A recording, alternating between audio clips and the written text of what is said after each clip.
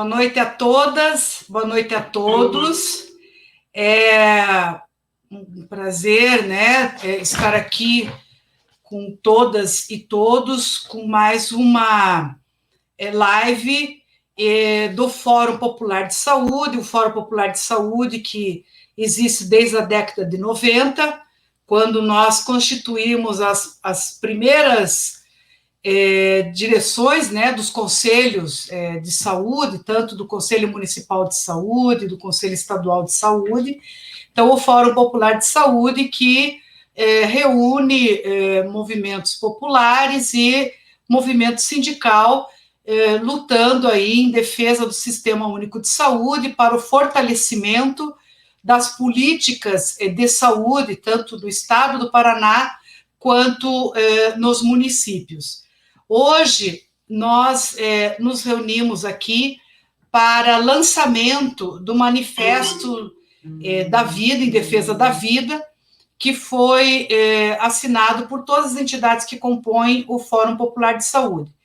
Para esse lançamento, nós chamamos algumas entidades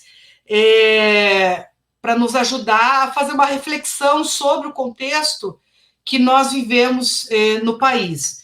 Então, nós chamamos o Conselho Nacional de Saúde, né, o presidente, que é o Fernando Pigato, a Rede Feminista de Saúde, a nossa companheira de longa data, a Lígia Cardieri, que é socióloga sanitarista e que nos abastece aí das discussões relativas à saúde da mulher e aos direitos, né, da saúde da mulher. Os trabalhadores do movimento dos trabalhadores sem terra, que é o coordenador nacional e regional, o Roberto Baggio.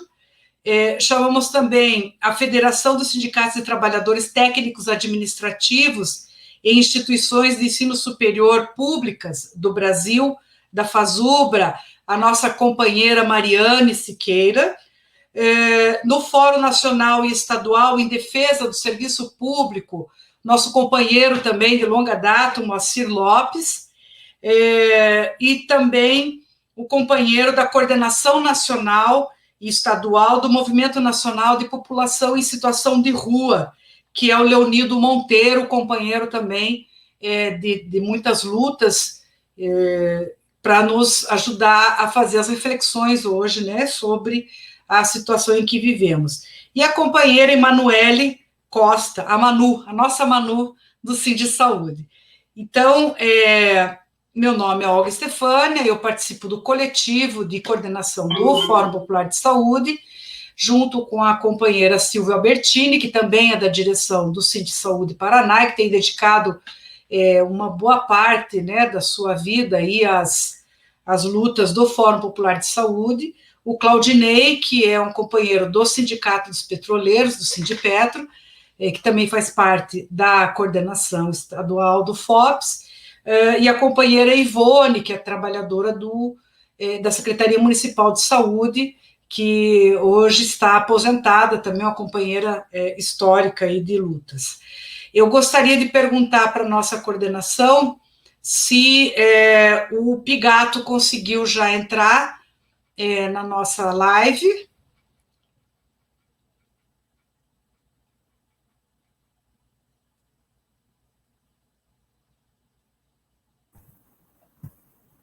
Ah, companheiraço! Gente, eu estava escrevendo aqui no chat, a internet lenta aqui. Boa noite, Olga. Boa noite, todas as pessoas. Obrigado, aí. Então, muito obrigada. A gente sabe que... Mentira, dá um negócio, quando não consegue entrar, esse troço fica girando, girando, parece, sabe, a manivela. Eu que sou aqui do Rio Grande do Sul, que nós temos tempo da questão da manivela, sabe? Dá um negócio na gente. Eu quero agradecer muito você ter priorizado na sua agenda aqui.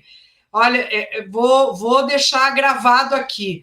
Companheiro Pigato, que é presidente hoje do Conselho Nacional de Saúde, que muito bem nos representa lá, inclusive, ele tem tido agendas assim até 11 horas, meia-noite. Eu tenho conversado com o Pigato perto de meia-noite, porque ele diz, Olga, estou na penúltima agenda, isso já são 10 horas da noite. Então, eu agradeço muito, Pigato, você ter priorizado aqui o nosso Fórum Popular de Saúde no Paraná, e nós, então, abrimos a palavra para você. Quando faltar 1 minuto, 2 minutos, você quer que avise? Pode ser. Quando estiver faltando 2, que daí eu me organizo nas ideias, porque às vezes, eu preparo, né? E quando a gente está representando o conselho em atividades assim, vamos dizer assim, pede uma apresentação em PowerPoint para poder ilustrar as falas, porque eu sou uma pessoa que tem uma dificuldade muito grande de concentração, entendeu? Então, eu tenho que me embasar para alguma coisa para poder ajudar. Só que hoje aqui, e o tempo, né, 15 minutos também, por conta de todas as demais contribuições que vão estar aqui, que a Olga acabou de citar, que está aqui a programação, eu não vou citar todas as pessoas, mas quero fazer referência à importante representatividade que vai estar passando por aqui essa noite para trazer reflexões, né? Então, eu decidi fazer uma fala, obviamente, pontuando algumas questões que são importantes, mas para ajudar, né? Ajudar aqui nessa mesa, né? Apesar de não estar todo mundo aqui na volta, né? Ou todo mundo aqui na sala ao mesmo tempo, mas vão entrando depois as outras pessoas aqui que vão trazer contribuições. Cada uma delas tem, obviamente, um viés, né? Ou alguma peculiaridade que vão estar abordando para ajudar nas reflexões essa noite, né? E dizer que o Fórum Popular de Saúde do Paraná está de parabéns, porque é muito importante, né? Muito importante. Eu tenho um amigo nosso aqui no Rio Grande do Sul, que é o Olívio Dutra, não sei se todo mundo conhece, que ele diz o seguinte, ó, que para capinar, né? Não adianta tu ficar só metendo a enxada, né? Nos isso, para tirar os isso, metendo enxada, tem que, às vezes, parar e afiar a enxada, para depois seguir, né, carpindo.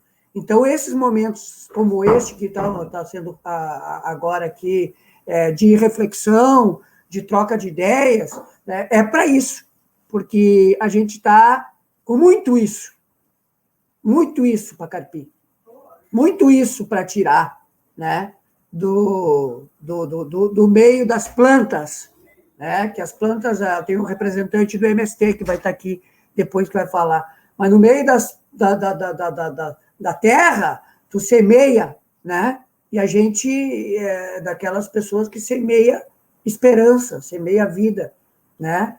Semeia coisas boas sementes. Mas tu semeia, daqui a um pouco vem isso e tu tem que tirar. E nós, há tempos, estamos tirando isso, né? A gente pode ter várias avaliações aqui, inclusive, e sei que temos, de que nunca tivemos aquilo que queríamos ter, né, como sonho de uma sociedade igualitária, justa, fraterna, socialista no nosso país, né? Tivemos alguns governos democráticos populares com suas limitações. Tiveram avanços? Sim, tiveram avanços, mas tiveram limitações. Porém, depois de 2016, para quem achava que estava ruim, né? Porque isso também tínhamos avaliações. Eu cheguei a presenciar debates.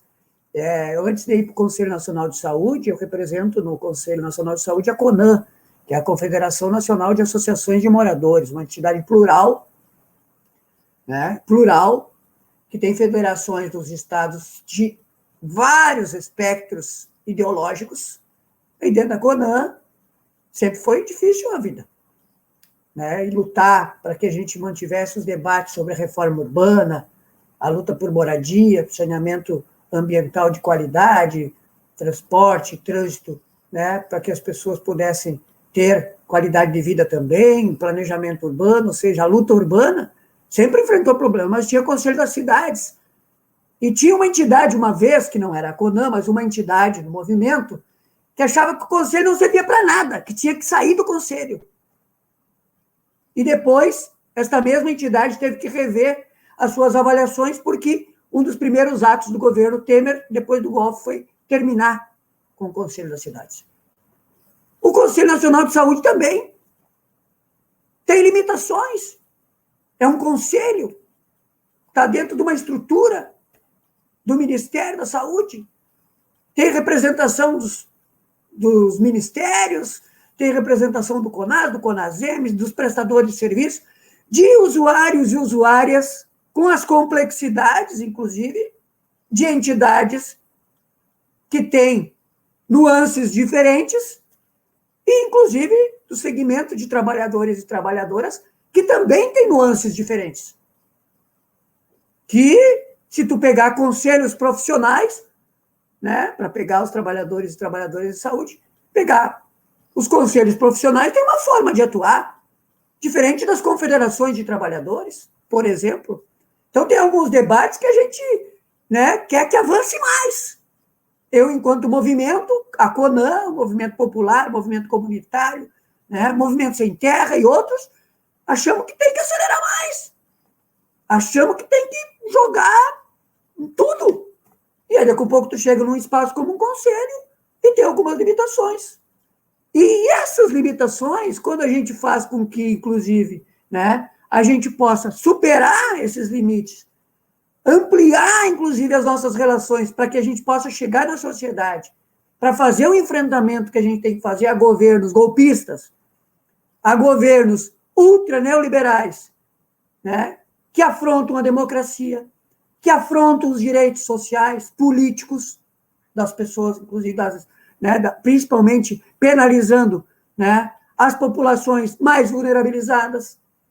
E onde chega uma pandemia e todas aquelas desigualdades que vinham sendo, né, cada vez mais acentuadas, elas ficam explícitas.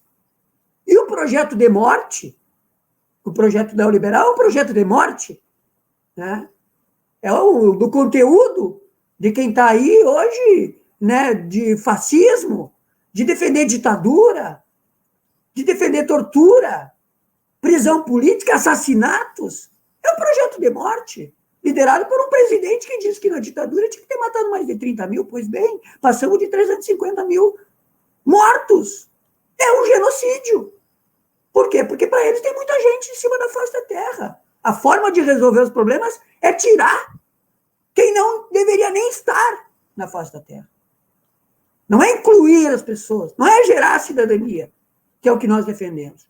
E, portanto, quando a gente chega, né, nesse momento, onde temos uma pandemia que agrava todos esses problemas, também a luta se intensifica. E a gente tem questões objetivas. E eu queria trazer algumas delas aqui, dos desafios que a gente tem para a gente poder seguir caminhando. O primeiro é manter espaços como este do Conselho Nacional de Saúde, que não é por acaso que se mantém. Nós estamos agora na semana de descomemoração, lançamos ontem, aliás, descomemoração do decreto 9759, que extinguiu mais de 600 órgãos colegiados no nosso país. Nós fazemos parte, inclusive, de uma comissão especial de participação social no âmbito do Conselho Nacional de Direitos Humanos, né? E eu que represento o Conselho Nacional de Saúde lá, pela importância que tem a pauta do controle social, da participação das comunidades, das representações populares, né, neste país, que foi afrontada com o decreto, mas que já vinha sendo. Eu falei aqui do Conselho Nacional da Cidade. Conselho foi o primeiro a ser extinto no dia 1º de janeiro. Foi um dos primeiros atos do presidente da República. E nós temos que lutar para manter. Tem gente que acha que, independente do que a gente fizesse ou deixasse de fazer, o Conselho ia seguir existindo. Não é verdade. Nós atuamos para fazer uma conferência na marra. Nos cortaram o orçamento. E se não fosse a força do SUS e da mobilização nossa, na ponta, nos territórios, vindo de uma primeira Conferência Nacional de Vigilância e Saúde, onde nós conquistamos uma política nacional de vigilância e saúde, e fizemos uma grande conferência, a nossa 8ª+8, resgatando os princípios do SUS, falando, inclusive, de um dos pontos que eu quero abordar aqui, que é a questão do financiamento, como um eixo prioritário nosso. A revogação da emenda da morte, a emenda, né, Constitucional 95.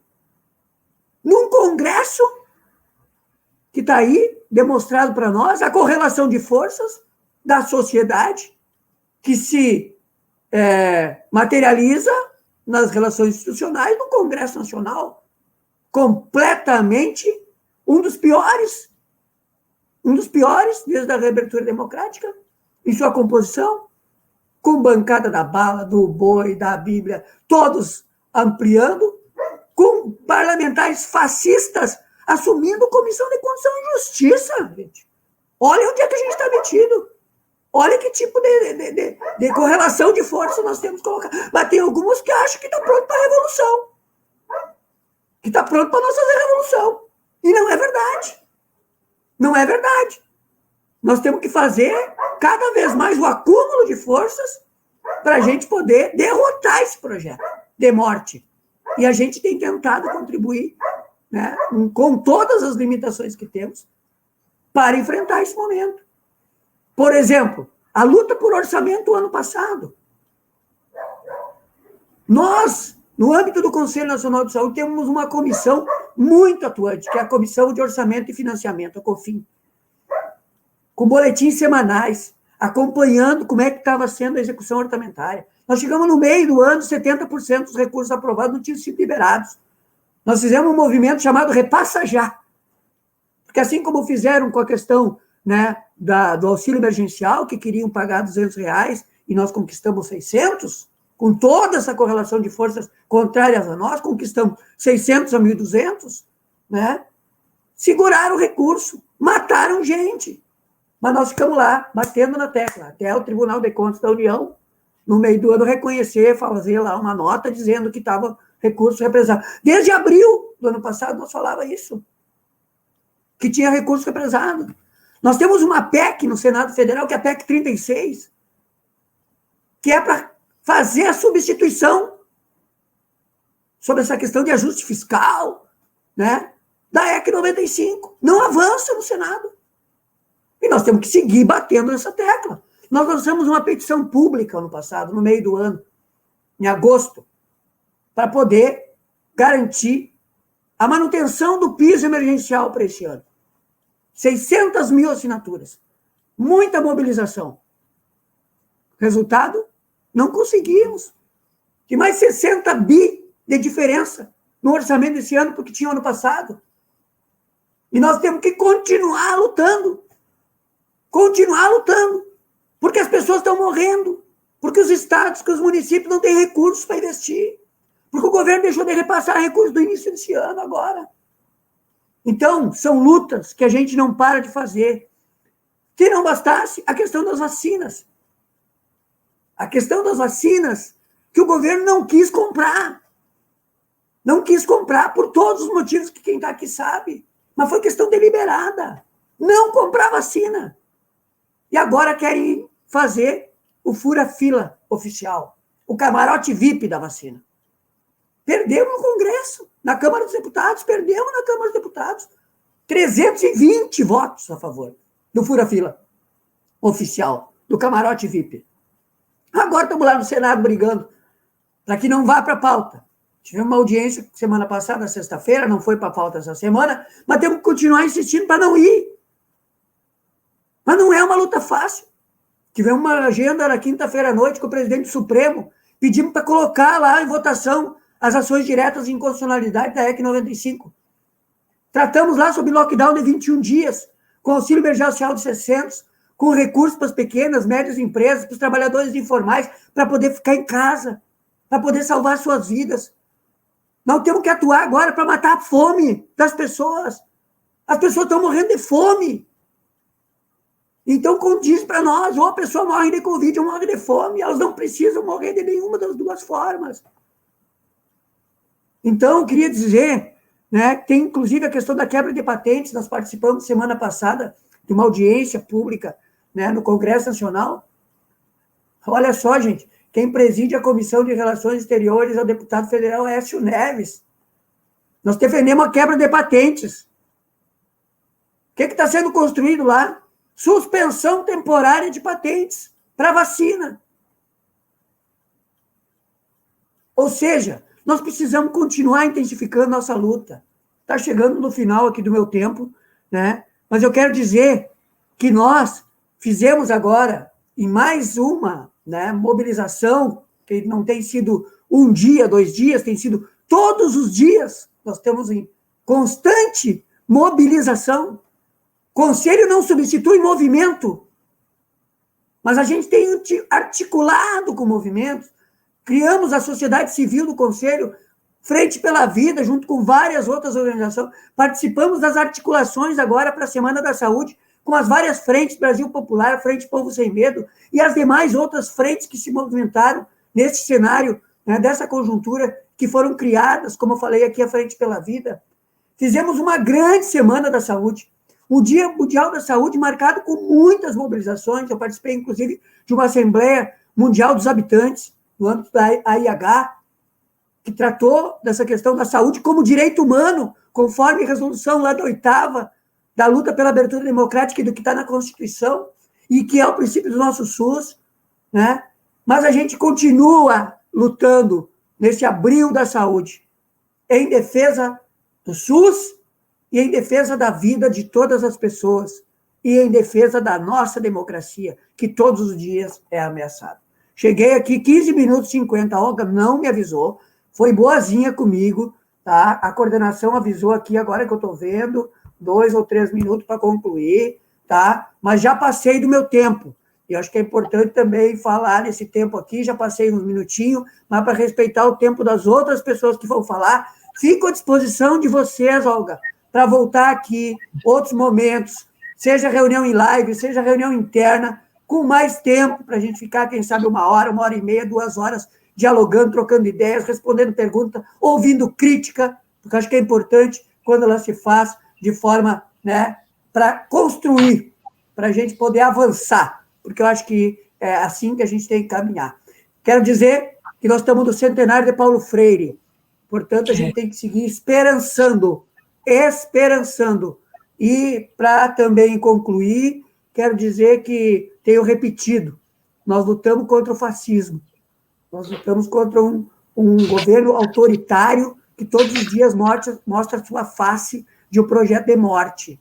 E tem um poema, porque eu acho que isso também faz parte, a gente precisa, né, também lidar, algumas pessoas com a fé, algumas pessoas também com a arte, com a cultura, com a música, com a poesia. Mário Quintana, eu adaptei para o coletivo, Mário Quintana fala no singular, eu adaptei para o coletivo, Mário Quintana, que diz o seguinte: estes que estão aí, atravancando o nosso caminho, eles passarão, nós passarinho. Forte abraços, sigamos na luta, venceremos. Obrigada, Pigato, obrigada por ter dedicado o tempo aí junto conosco. A gente espera que você permaneça aqui, né? E eu gostaria de já rapidamente passar para a companheira Lígia Cardieri, que é também conselheira do Conselho Nacional de Saúde e é coordenadora nacional da Rede Feminista de Saúde, uma das nossas construtoras do SUS, né, e do Fórum Popular de Saúde, além de ser de saúde, né, Lígia? Obrigada por você ter se disposto a participar com a gente. É uma honra, um privilégio estar aqui com a turma de todas as idades, homens e mulheres que ajudaram a construir o SUS e que sabemos que temos que continuar atentos, vigilantes, lutando. A gente não descansa, apesar dos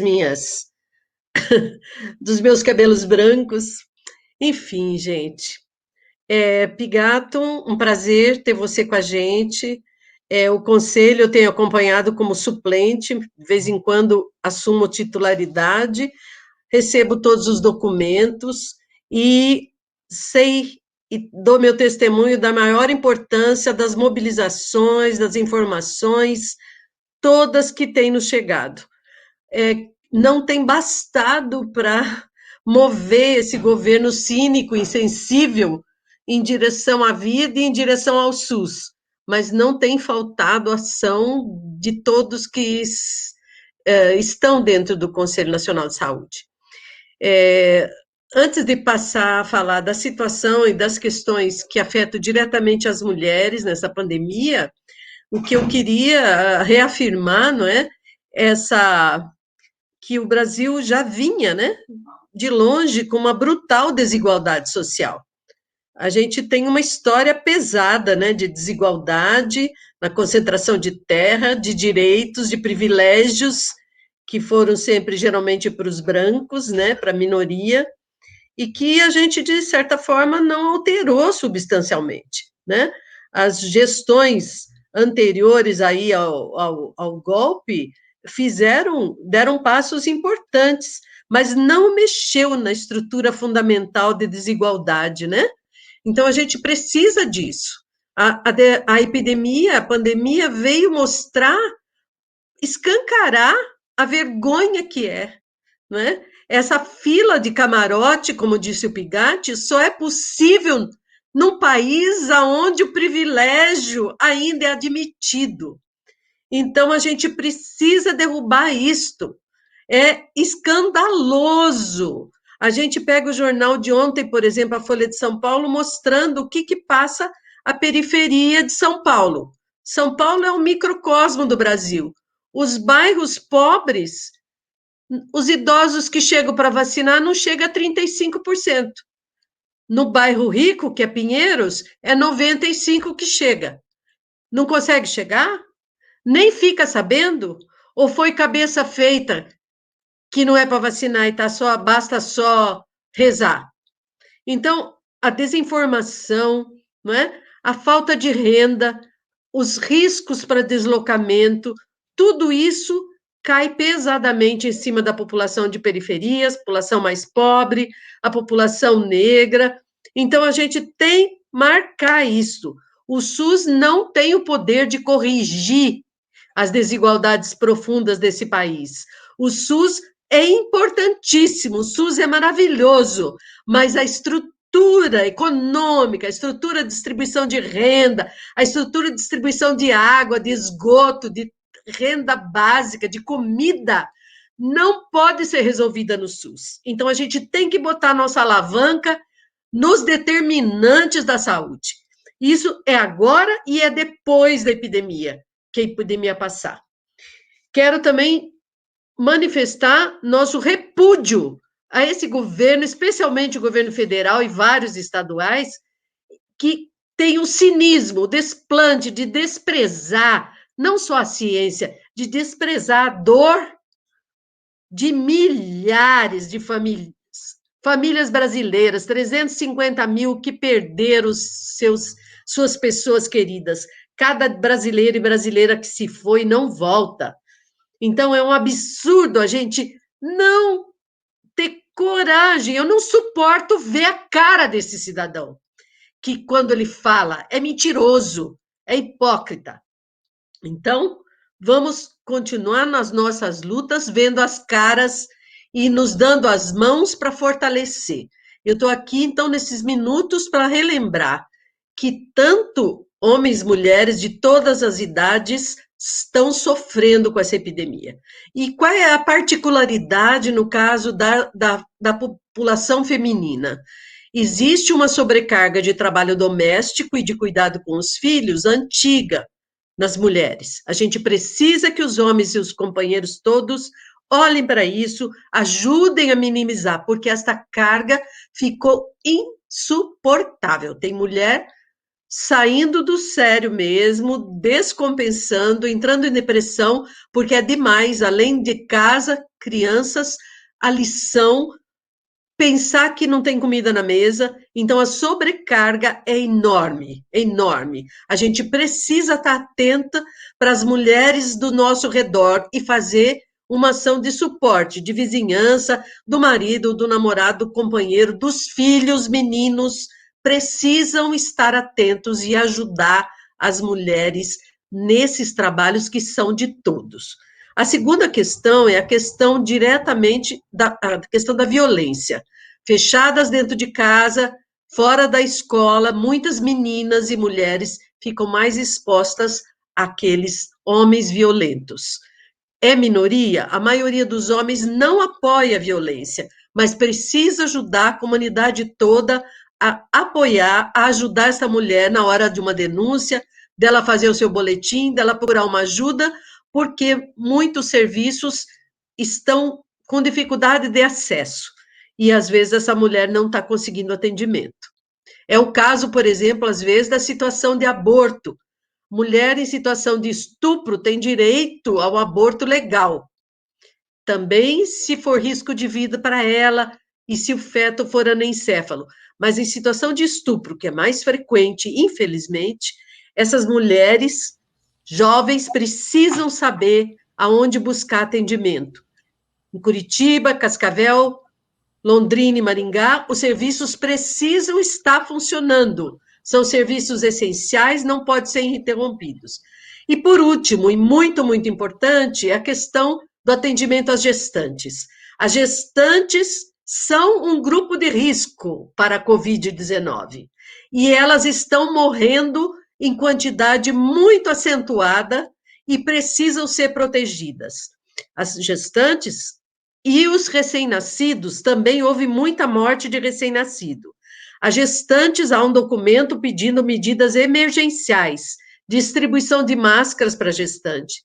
Não pode interromper pré-natal dessas meninas, dessas mulheres. Não pode fechar maternidade, como foi o caso em Curitiba, 2 maternidades fechadas em pleno início de pandemia, não é? E a gente precisa garantir vaga prioritária. É a vida dela e a vida do bebê, e é um risco exagerado quando ela está testando positivo para a Covid. Então, fazer a testagem das gestantes, priorizar seu atendimento, garantir essa vaga, passar na frente como prioridade, sim. E várias outras medidas. Então, a gente está aqui para somar com todas as outras lutas e chamar atenção, especialmente no caso da atenção às mulheres em gestação. E a vacina precisa ser garantida como prioridade. A gestante pode e deve ser protegida pela vacina. Vacina no braço, comida no prato. A gente quer fora Bolsonaro. Isso mesmo, Lígia. Poxa, valeu mesmo, né? Acho que essa questão da situação da mulher na sociedade, ela é muito importante a gente ressaltar, porque como diz a Neiva aqui, a Neiva diz, nós mulheres estamos vivendo um tempo de retrocesso gigantesco. Fomos as primeiras a perder os direitos em todos os sentidos. Acho que a sua fala, Lígia, nos dá ânimo aí para continuar nos organizando, para fazer o enfrentamento e não deixar que as mulheres sejam as maiores vítimas, né, de todo esse retrocesso. Eu gostaria agora de chamar o Roberto Baggio, que é o nosso grande companheiro de lutas aí, do movimento dos trabalhadores e das trabalhadoras sem terra, é da coordenação nacional, da coordenação regional do MST. Baggio, muito obrigada por ter vindo, e está aberta a palavra. Bom, obrigado, Olga, né? Prazer estar aqui, né? Estava ouvindo o Pigato e a Lígia, né? Já contextualizando, e também vou ser bem breve e vou para as iniciativas mais de fazimento, né? Em função de os outros elementos analíticos já foram colocados. Então, eu valorizo muito essa grande articulação, né, e a importância dela, do Manifesto em Defesa da Vida. É importantíssimo que esse manifesto chegue, né, em todos os locais, né, nos bairros, nas escolas, hospitais, no meio da população, né, no sentido de ir potencializando e superando, né, esse senso comum, né, dessa ignorância generalizada e massiva no meio do nosso povo.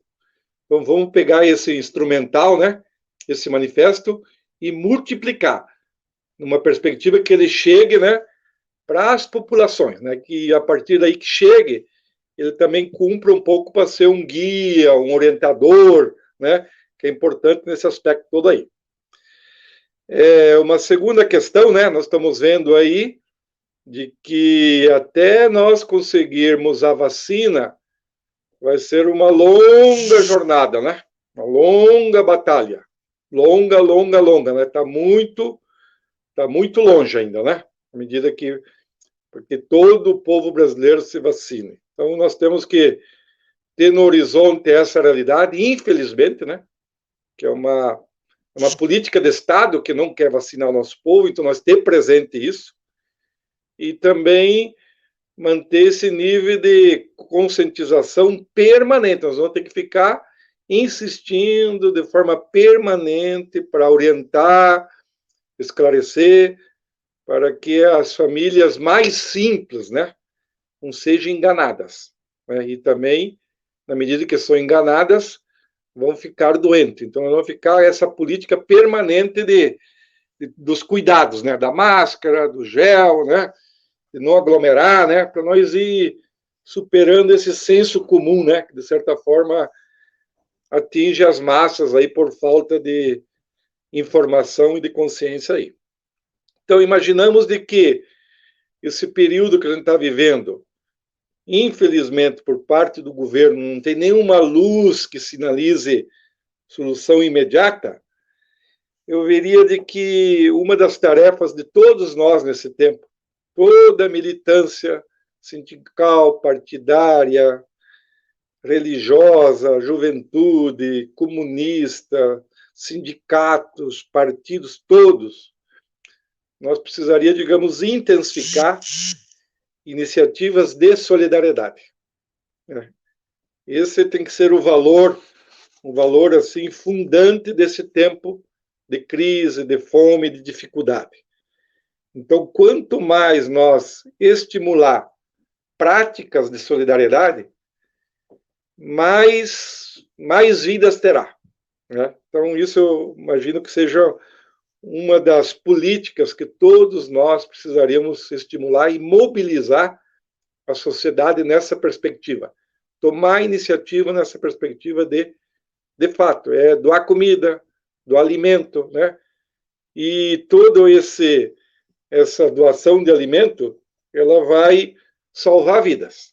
Então, nós precisaria estimular essa dimensão, né? Que, de forma geral, o nosso povo, né? É um povo solidário. Ele participa, ele é sensível, então vamos estimular ao máximo essa cultura da solidariedade, principalmente nas grandes regiões metropolitanas do Brasil, que a fome chegou. Ela já chegou, já está presente nessas grandes regiões metropolitanas, nesses bairros periféricos, já é uma realidade a fome. E é muito triste a fome, né? Ela destrói, ela abate, ela machuca, ela tira a esperança.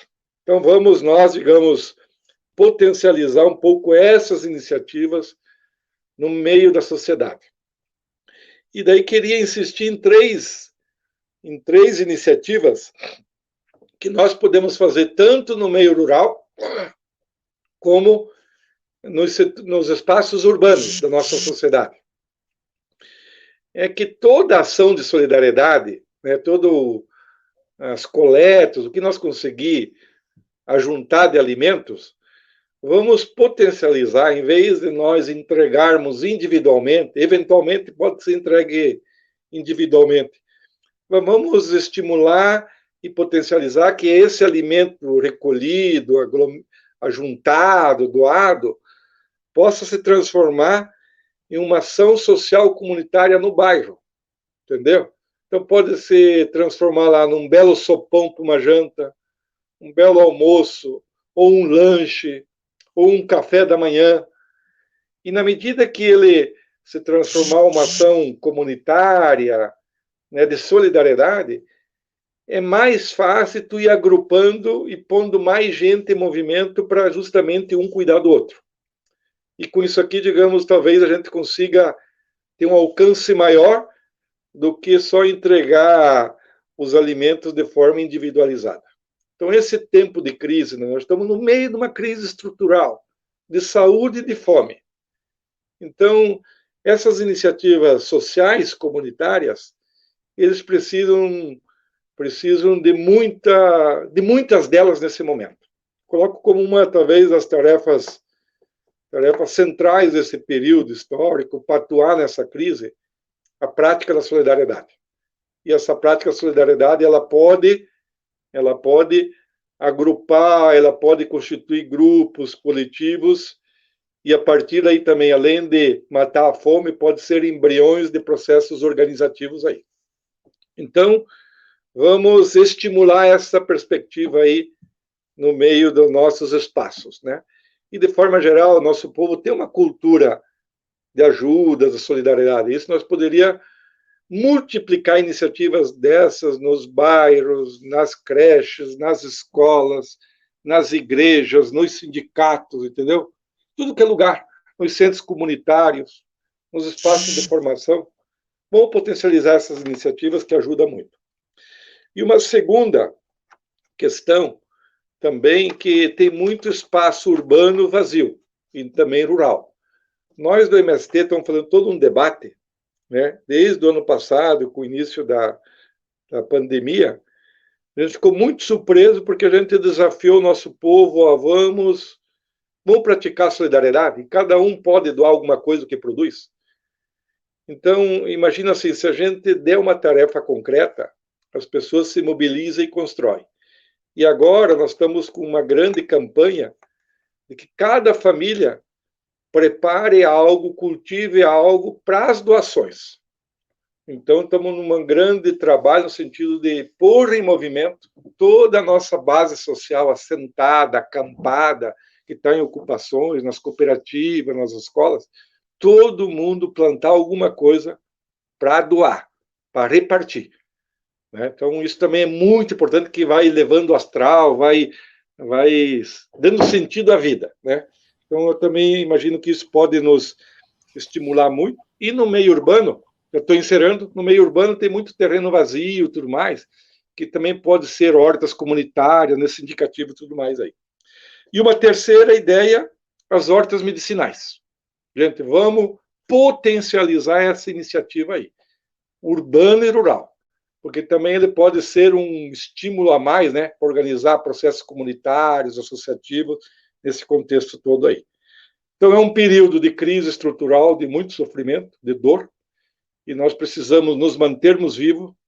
Infelizmente, a gente não pode esperar nada do nosso empresariado, nada dos nossos governantes, e a única saída é nós nos cuidarmos, ajudar os outros, repartir o que tem e manter a esperança. Essa crise passará, e passando essa crise, nós temos uma missão enorme.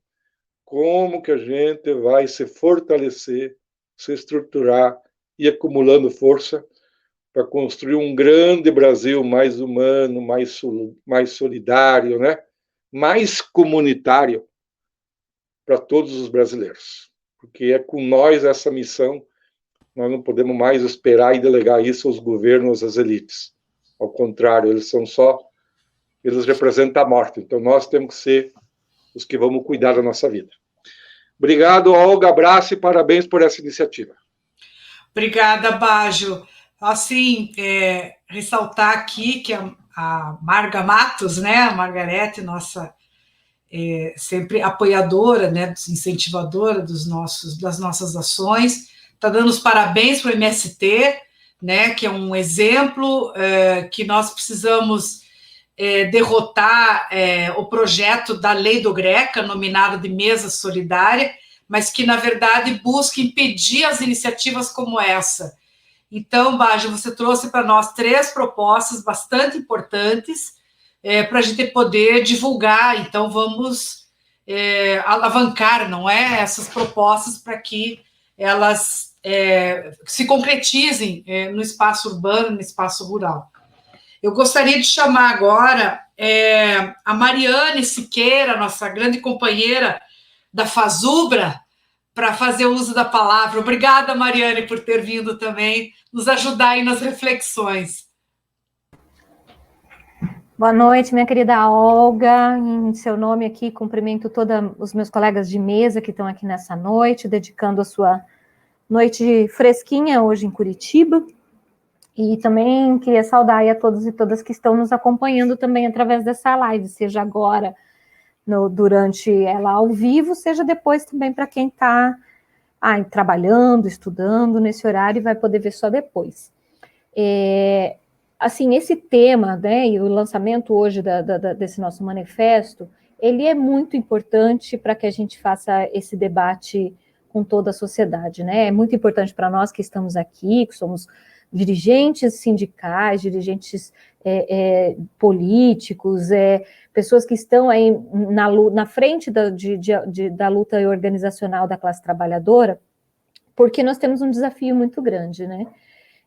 Hoje nós que trabalhamos nas universidades federais e nas universidades públicas do país, nós vivemos um ataque muito grande por parte do governo Bolsonaro e toda a sua equipe de governo, que é esse ataque, ele se traduz no que é essa questão do combate à pandemia, né? Porque os ataques, eles começaram já no início do governo, na verdade começaram antes, né? Desde o golpe, lá a gente vem sofrendo uma série de cortes de verbas e destruição do ensino público da classe trabalhadora e do serviço público em geral, mas no último período isso se intensificou, né? Com a ascensão do Bolsonaro à presidência, isso se intensificou. E a gente vive essa disputa hoje de uma forma muito escancarada, que é a disputa ideológica, né? Que não é qualquer coisa para nós. Nós estamos... O que é a gente falar do negacionismo versus a ciência, né? Isso tem a ver também com esse projeto de destruição que o Bolsonaro faz. E por que na pandemia ele fica mais escancarado ainda? Porque quando a gente... lá em 2019, quando teve aquele grande corte nas verbas da educação, que atingiu diretamente as universidades, né? A gente foi para a rua, a juventude principalmente foi para a rua, fez aquele mês de maio bem intenso, bem bonito, que lembrou alguns momentos importantes da nossa história aí, que a gente achou que ali poderia começar um momento de enfrentamento mais acentuado desse governo. Mas e por que é que agora fica mais claro, mais nítido para toda a população que o corte de verbas na educação, ele atinge diretamente a população? Porque a gente tem uma boa parte dos hospitais de linha de frente de enfrentamento à Covid, são os hospitais escolas, os hospitais que a gente chama de os hospitais universitários, né? E não é diferente aqui no Paraná, inclusive, né? Nós temos aqui o Hospital de Clínicas, não é o que mais recebe pacientes, mas é um dos que mais recebe também aqui no sul do país. E a gente está ali com os profissionais todos na linha de frente e passando por todo esse contexto, que não é um contexto muito fácil. Lidar com essa questão da morte tem sido muito difícil, muito penoso para esses profissionais, né? E a gente tem os números dessa pandemia, os números que a gente tem vivido com o Bolsonaro conduzindo o combate à pandemia no Brasil, que a gente diz até que não tem condução de combate, né? Por que é que a gente chama o Bolsonaro de genocida?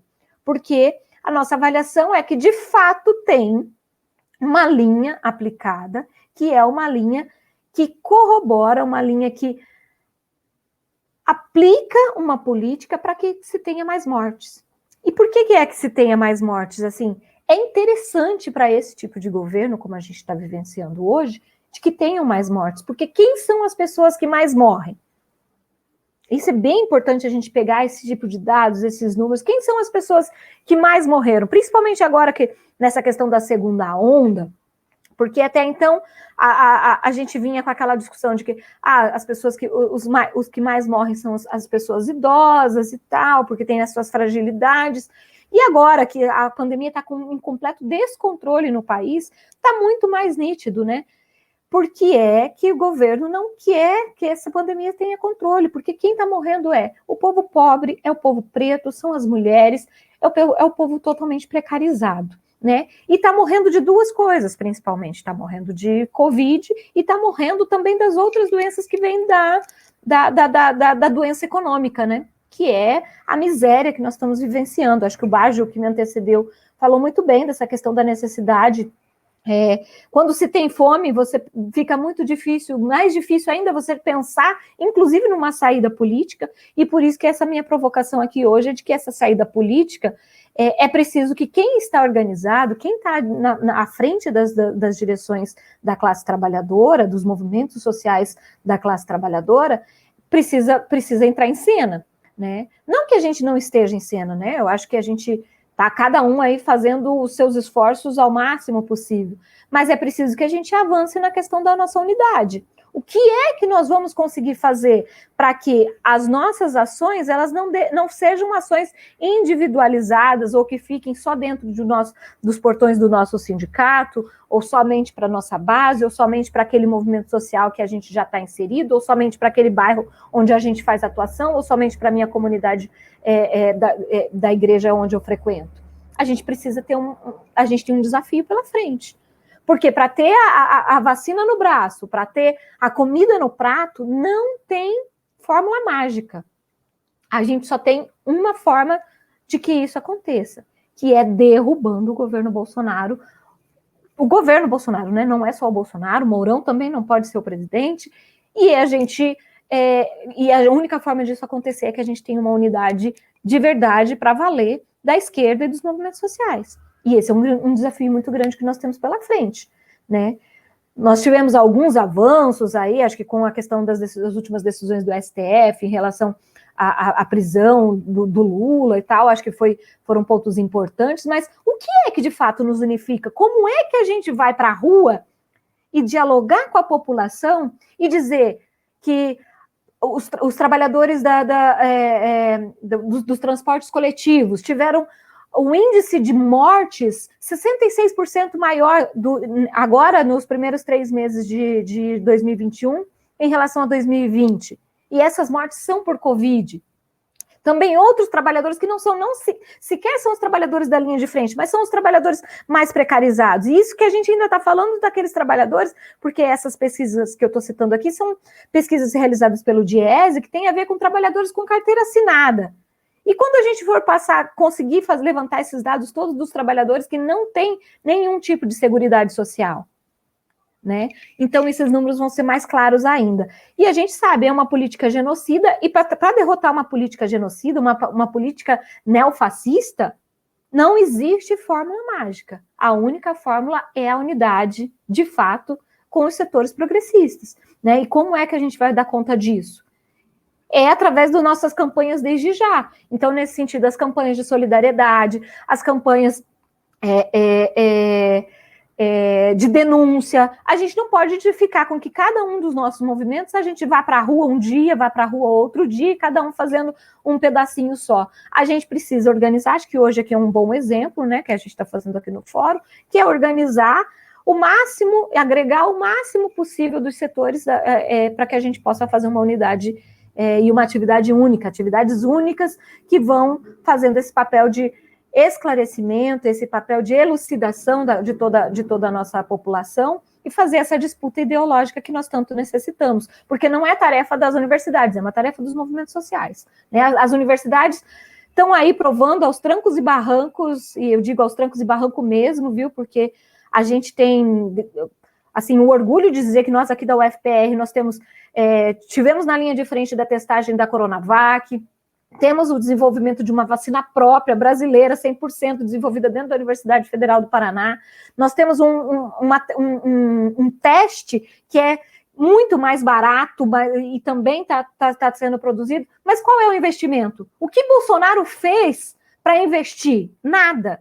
E a população sabe disso? Não sabe, né? E como é que a gente vai fazer? Não pode ser que seja só a Fazubra, só o Sinditeste, só o Sindicato dos Docentes fazendo essa denúncia. Nós vamos precisar amplificar. E a única forma de amplificarmos as nossas vozes é nos unificando, né? Fazendo um grande jogral, nem que seja virtual, que é essa forma que a gente está fazendo nesse momento.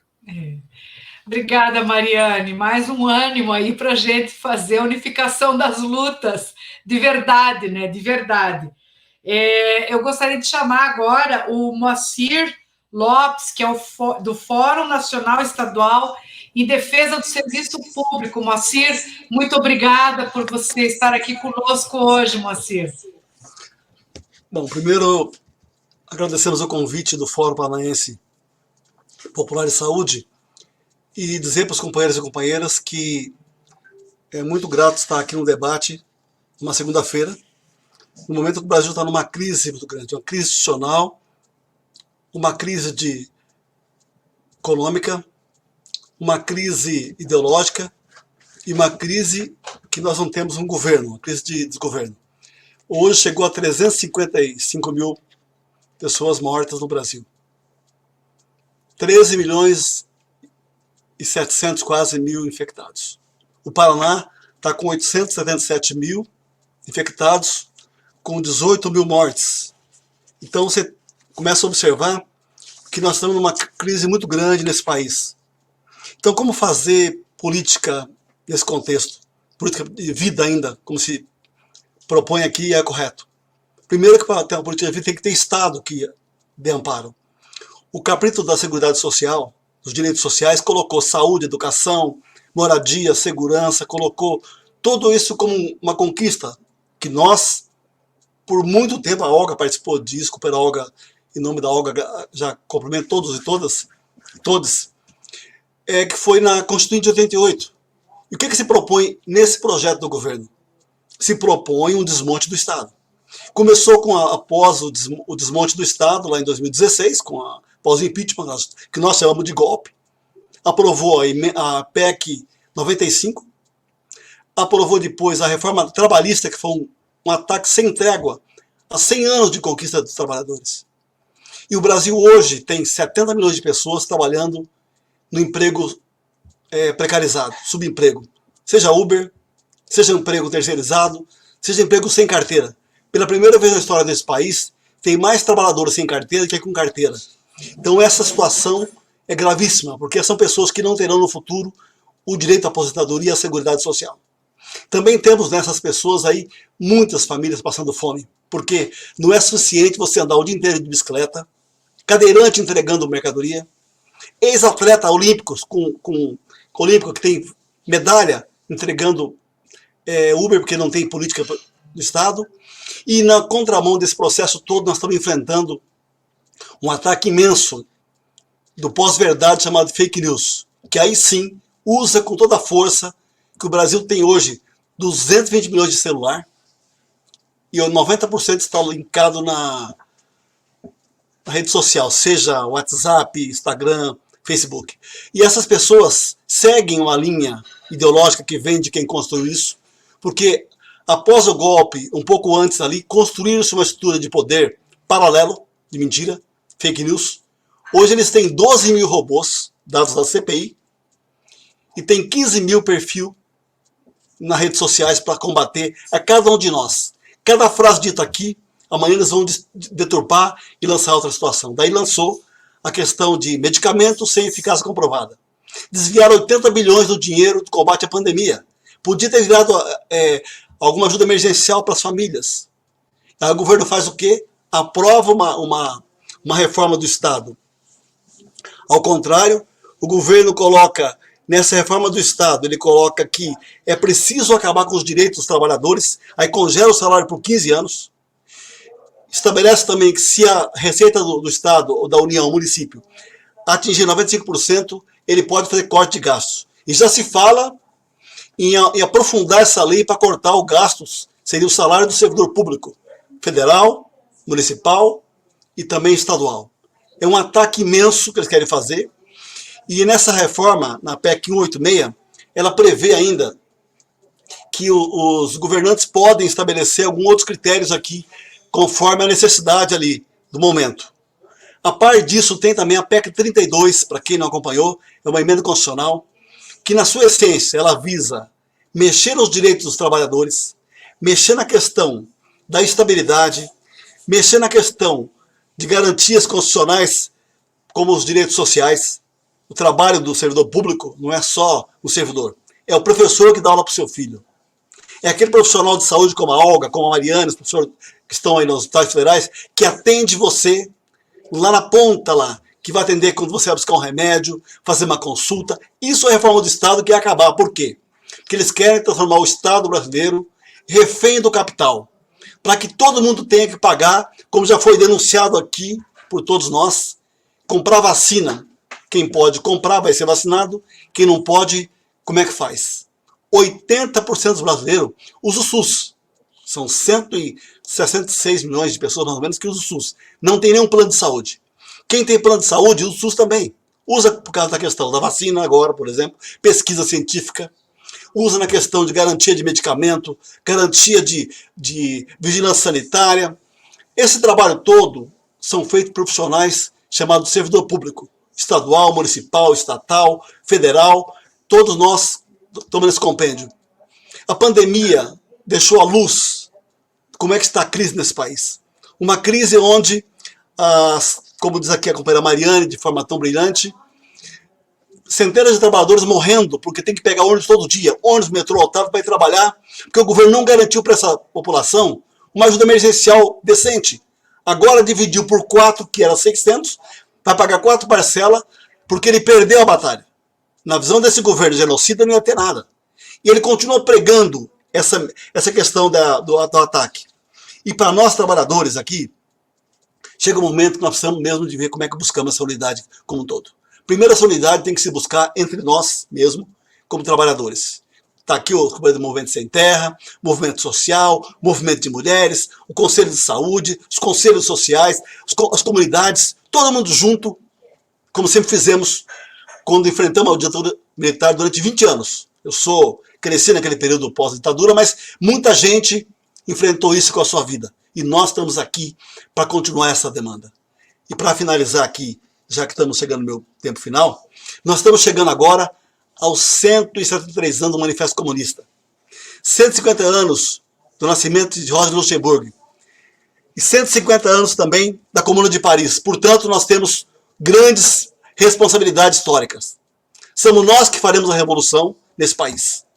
E aí, como diz o companheiro Karl Marx, vamos aqui chamar a palavra de ordem. Operários do mundo, univos. Esse é o caminho para derrotar esse projeto. E o mais importante, criar comissões entre bairros, criar solidariedade. Aqui o companheiro do MST falou da questão de produtos. Nós fizemos uma campanha aqui na região oeste, compramos produtos do pequeno agricultor, assentado no Movimento Sem Terra, os companheiros ali comprando, estamos entregando aqui. Pelo segundo ano consecutivo, vamos entregar. O ano passado foram quase 15 milhões de toneladas, esse ano a ideia é chegar pelo menos a 10 milhões de toneladas. E parabenizamos o MST, porque está fazendo uma revolução no campo, ao fazer a doação de produtos alimentícios para a população carente. Nós estamos juntos com vocês, naquilo que a gente puder estar juntos. Mas o mais importante é, nós temos que lutar ainda contra a PEC 32, a reforma do Estado, temos que lutar ainda contra o desmonte desse processo que está colocado da Constituição de 88, porque eles querem tirar, por que querem desmontar? Porque para o capital, a miséria é produto de troca. Então, para nós aqui, agradecemos aqui o convite e a gente vai estar depois mandando aqui o resumo do que nós fizemos aqui do debate hoje para que se publique posteriormente, tá bom? Muito obrigado pelo convite, obrigado a todos e todas e a luta segue. Muito obrigada, Moacir. Bem lembrado, 150 anos da Comuna de Paris. Ela durou 50 dias, né? 70 dias, foram 2 meses e meio de comuna, e que até hoje a gente tem elementos que são bastante importantes aí, que nos inspiram na luta. Eu gostaria de chamar já o Leonildo Monteiro, que é do Movimento Nacional da População em Situação de Rua. Leonildo, muito obrigada por você ter vindo. Né? Para nós é uma honra muito grande receber você aqui. Boa noite, Olga. Eu mesmo já venho agradecer o convite ao Movimento Nacional da População de Rua, pelo Fórum Paranaense aí, dos Trabalhadores de Saúde. Já venho também aqui, Olga, e demais, agradecer, né, aos trabalhadores de saúde aqui que me acolheram e me atenderam muito bem, né, principalmente ali da UPA 24 horas do Tatuquara, né? Fiquei 7 dias ali internado com Covid, né? E interessante que ainda na saúde, né, consta eu como morador, pessoa em situação de rua, né? E mesmo com esse endereço, tudo, os trabalhadores da saúde foi bem sério e fez um acolhimento que acabei estando hoje em casa, né? E dizer que esse governo federal, né, esse governo estadual e municipal é um retrocesso completo, né? Somente para a população de rua e no dia a dia. Eu vejo os companheiros, né, fazendo sua fala, mas a nossa união, né, o Movimento Nacional da População de Rua, há uns anos atrás, ano passado, a gente já estava falando de moradia, né, de acesso ao housing first, moradia primeiro, ainda continua falando. E no mesmo momento, né, a gente volta para trás com o retrocesso desses governos, né? Aqui em Curitiba, principalmente de Curitiba, né, que tivemos que entrar com ação para conseguir água para a população. Começa a pandemia, o nosso prefeito daqui de Curitiba, ele fecha as torneiras, né? Ele fecha os restaurantes, ele fecha os banheiros, né? Tivemos que apelar para a Defensoria Pública, né, estadual, onde que a Defensoria Pública entrou com as ações e ganhamos, né? Hoje ainda meia boca, né, porque ainda tem uma perua que tem umas Kombi, né, que entrega nas praças, mas é uma covardia, né, um município que tem Curitiba, um IDH que tem em Curitiba, negar água, negar comida, né, banheiro, 3 coisas essenciais para a vida, para manter a vida, principalmente na pandemia, né. E esse movimento, junto com a sociedade civil, organiza aí uma alimentação para garantir para essa população de rua, porque as instituições, maioria religiosa, não entregar com medo de pegar Covid, né? Outros restaurantes tudo fechado, a população de rua ficou abandonada aqui na cidade de Curitiba. Se não é a sociedade civil, né? Se não é a MST, que a gente tem que agradecer muito, aí, que todas as quarta-feiras está entregando comida para a população de rua, e outros, né, que eles entregam. É uma rede que hoje a gente tem que acaba não deixando as pessoas morrer de fome. E o pior, nas filas encontramos hoje família, nas filas encontramos idoso, deficiente físico, encontramos trabalhadores indo para a fila, para essa fila se alimentar, né? Até quando esse nosso presidente, né, esse idoso, ele vai negar, né, o direito do cidadão, que é um acesso a uma alimentação adequada? No Estado, eu nem te falo, o governador para a população de rua, desculpa, não fez nada até agora para a população de rua, né? Se dependesse do Estado, a população de rua, nesse momento de Covid, já tinha morrido, né? E aí a gente sente no retrocesso também a saúde, né? O governo federal retirando recursos dos consultórios na rua, né, dos CAPs, coisas muito importantes que a população de rua acessa, né, que precisa no primeiro momento da questão da saúde, acessar esses espaços. Então, eu fico aí, né, ouvindo e procurando entender, né? É um momento de a gente sim se unir, os movimentos sociais, né, entender que as lutas é uma só, né? Trabalho é para todas LGBTQ+, né? É o negro, é o morador de rua, a pessoa em situação de rua, né? Eu vejo todo, até quem está domiciliado precisa de uma moradia, né, dela. Então, não é só a população de rua que precisa de uma moradia. Trabalho, não é só a população de rua que precisa de trabalho, né? Por isso que a gente tem que se unir as pautas e fazer das pautas universal, né? E tirar esses recortes que defendemos, porque o acesso à saúde, o companheiro acabou de trazer aí, são 160 e poucos mil pessoas usuários do SUS.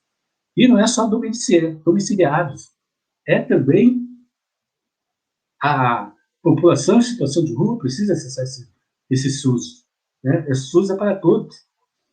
E aí, voltando, né, nós temos um prefeito aqui em Curitiba também, que, né, nem gosto de falar o nome dessas pessoas, para não trazer mais azar para a gente, né? Mas então, um prefeito de Curitiba que quer criminalizar, né, a sociedade. Ele nega o prato de comida, ele nega a água, e quer proibir quem faz, né, o trabalho do poder público, que é a obrigação do Estado, do governo federal e do município, né? Ele não entrega uma alimentação para a população em situação de rua, ele quer proibir.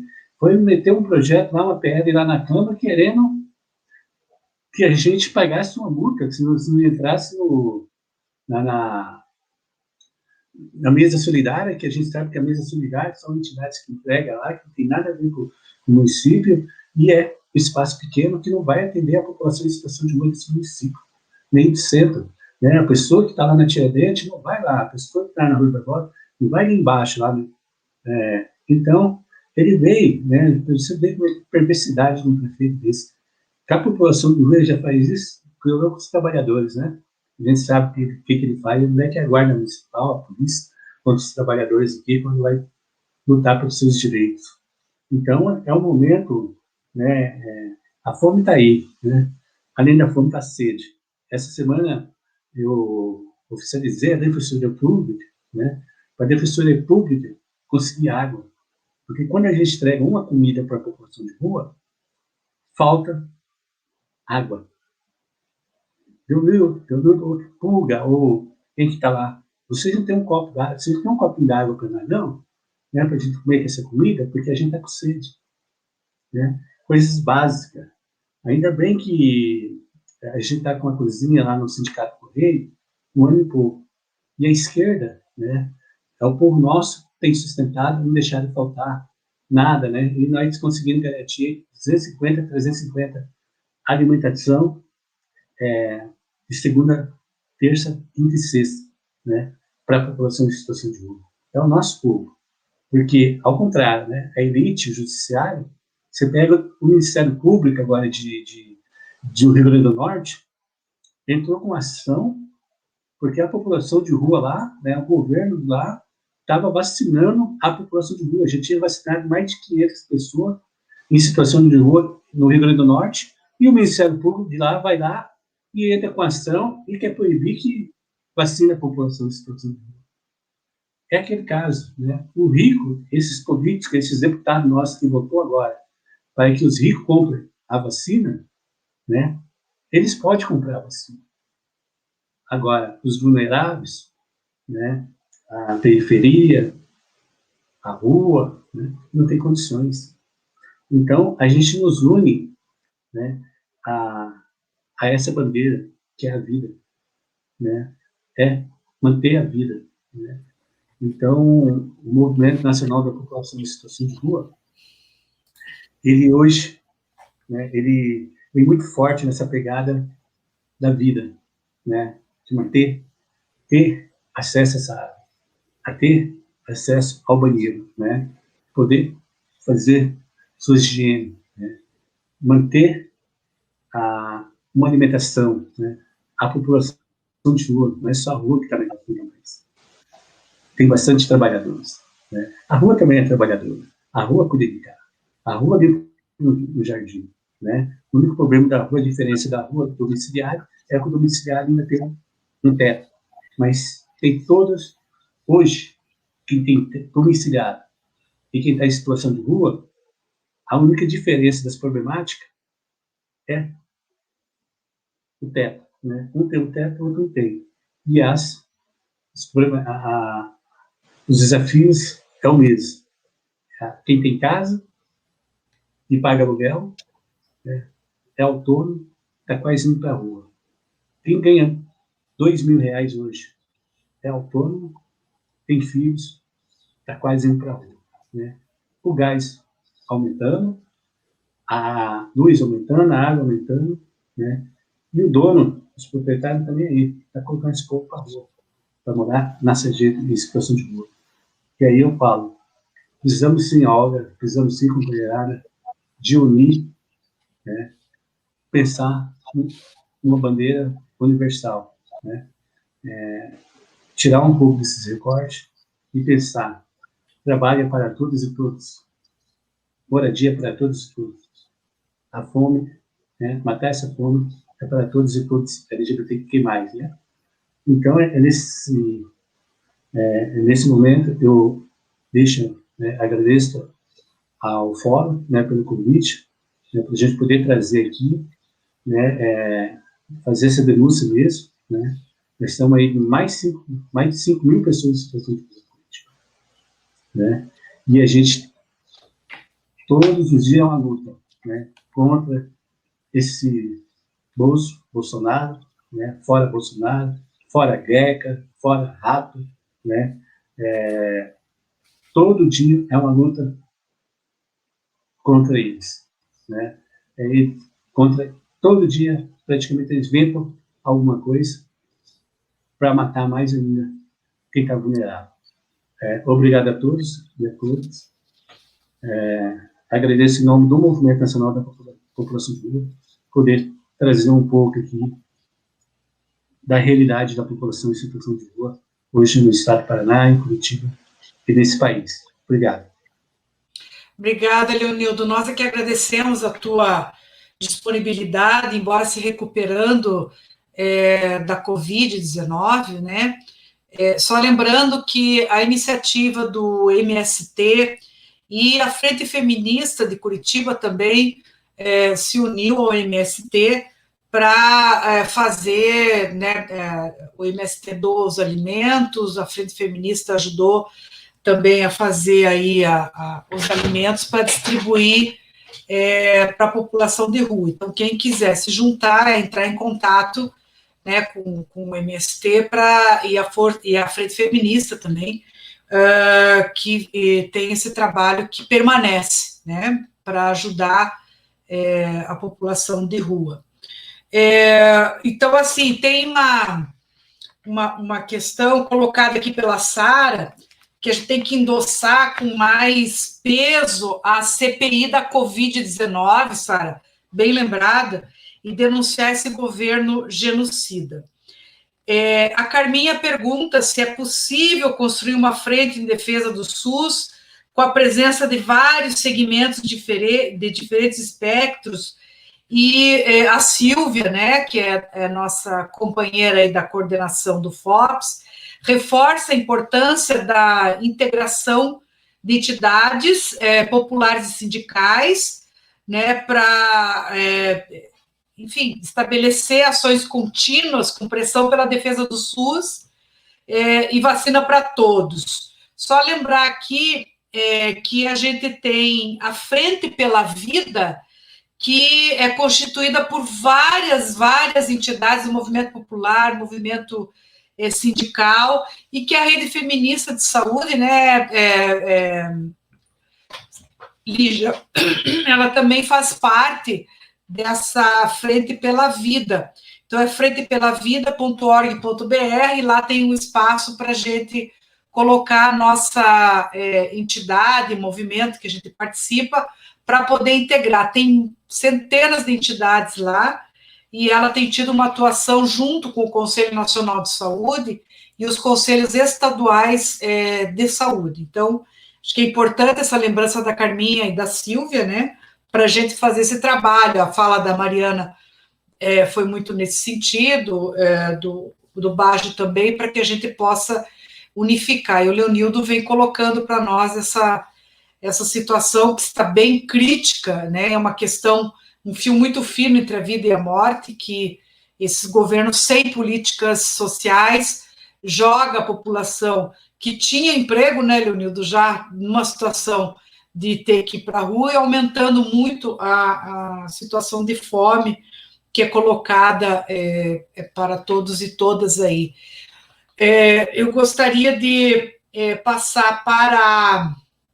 lembrar aqui, né, que a gente tem o gabinete a equipe, né, da vereadora Carol D'Artora, que está presente, da vereadora Josete, que sempre colocam os seus mandatos, eles são populares, estão aqui no Fórum Popular de Saúde, fazendo essa luta em conjunto, né, lembrando do Renato, que tem Renato Freitas, que ele fez um vídeo desvelando toda essa situação do prefeito Greca, fazendo, né, um enfrentamento aos movimentos sociais que estão fazendo esse trabalho de solidariedade, punindo os movimentos sociais, ao invés de engrossar as políticas sociais nesse momento em que a fome aumenta consideravelmente.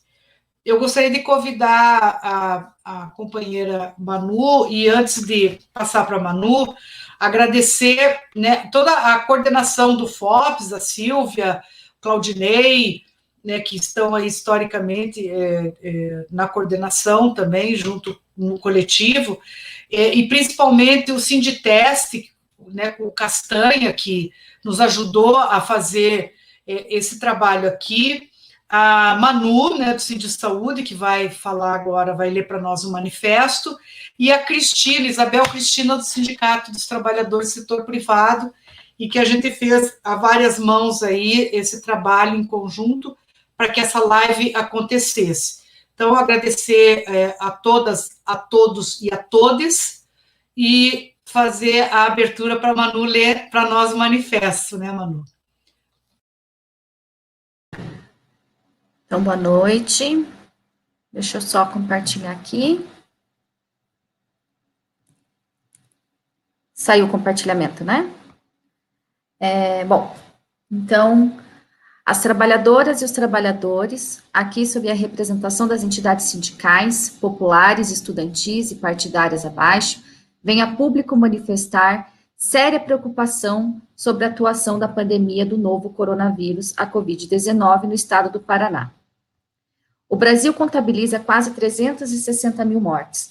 Além da identificação de 3 variantes do vírus de fora do Brasil, há a presença de 3 variantes brasileiras em circulação no país, que, conforme artigos científicos, apresentam alto índice de transmissibilidade quando comparado com o vírus original, impactando inclusive crianças, jovens e adultos.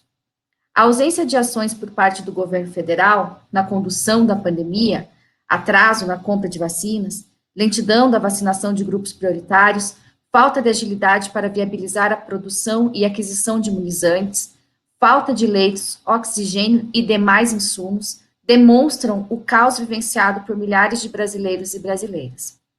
Ocupamos a vergonhosa 73ª posição no ranking mundial de vacinação. O início da campanha estadual de vacinação no Paraná, lançada apenas no dia 15 de janeiro, é um reflexo da falta de ação e planejamento do governo federal. Na ocasião, havia chegado ao estado 5 lotes de vacinas, totalizando 641.400 doses, que, se divididas por 2 doses pessoa, totalizavam 320.700 pessoas imunizadas. Esse número é insuficiente para atingir sequer a população considerada de risco, que são 4.080.010 indivíduos. Se somarmos a população acima de 18 anos, não prioritária, temos um total de 8.766.220 pessoas. Não podemos confiar que o desastroso governo federal resolverá espontaneamente a situação. Governadores e prefeitos precisam urgentemente pressionar o governo federal para a aquisição de vacinas e para a produção nacional em parceria com instituições e laboratórios. No Paraná, deve-se retomar o acordo para a produção da vacina Sputnik V pelo Tecpar, que foi interrompido e não se sabe o motivo. Somos 303.026 profissionais que diariamente estão sob exposição à contaminação nos hospitais, unidades básicas de saúde e pronto atendimento. Muitos ainda não foram vacinados. Estes e estas profissionais devem receber a vacina imediatamente, independentemente de suas funções dentro dos estabelecimentos de saúde. Exigimos a elaboração de um protocolo estadual de estratificação de risco e tratamento padronizado, baseado em evidências científicas, bem como o fortalecimento da atenção primária à saúde, com ampliação de testagem, isolamento de contatos e monitoramento de casos leves, evitando a superlotação de UPAs que já trabalham em sua capacidade máxima. Infelizmente, o governador Ratinho Júnior, tem assumido uma postura subserviente em relação ao governo federal, não assinando a carta dos governadores exigindo a vacina. O lockdown decretado em Curitiba não terá efeito se não propuser efetivamente reduzir a circulação de pessoas, ou seja, garantindo sua subsistência no período e se estendendo a todo o estado do Paraná por no mínimo 21 dias. Só isso poderá frear o colapso já instalado no sistema de saúde. Quem tem fome tem pressa. É urgente a adoção de medidas econômicas que atendam à classe trabalhadora, que no período da pandemia necessita de uma política pública que garanta o acesso à sobrevivência e o respeito ao isolamento social. O auxílio emergencial precisa chegar aos trabalhadores e trabalhadoras com valor mínimo de R$ 600, como foi adotado no ano passado, assim como incentivo financeiro para os pequenos e microempresários. Os governos municipais e estaduais também precisam destinar valores complementares para garantir a sobrevivência da população durante o período que perdurar a pandemia. Embora o Brasil tenha um sistema único de saúde com capilaridade e seja referência em pesquisa e imunização, o descaso e negação do governo Bolsonaro impediu que ações efetivas indicadas pela ciência fossem adotadas precocemente.